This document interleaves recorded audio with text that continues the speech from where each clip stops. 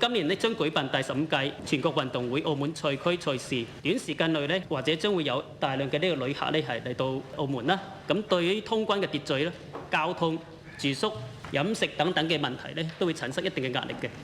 咁保安範疇工作量估計都會就係增加嘅。請問司長閣下，對於全運會安保工作，保安範疇開展咗邊啲相關嘅工作安排，同其他相關範疇一齊呢係共同做好旅客接待等工作嘅。全運會呢，我哋係今年2月21號呢，係保安範疇已經成立咗15運安保專責小組，由警察總局協調，成員係包括澳門海關、治安警察局、司法警察局、消防局同保安部隊事務局嘅。而且呢係三地警方已經係開始接觸，特別係我哋今年同廣東公安廳呢已經就呢個專門問題進行呢個商討。咁我哋商討全運會安保工作。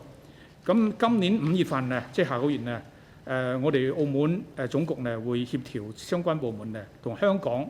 一齊到廣州，同全運會嘅安保組研商聯手落實粵港澳三地安保工作。除此之外呢，消防安全嘅保障工作亦都係已經開展㗎啦。咁3月份同4月份呢，消防局人員呢連同呢個奧組委一同巡視咗6個比賽嘅場館。全運會安保工作部署呢，我哋分為事前風險評估、事中管控同埋事後總結。我哋亦都係從23年開始，24年、25年已經係派員到杭州、到廣東、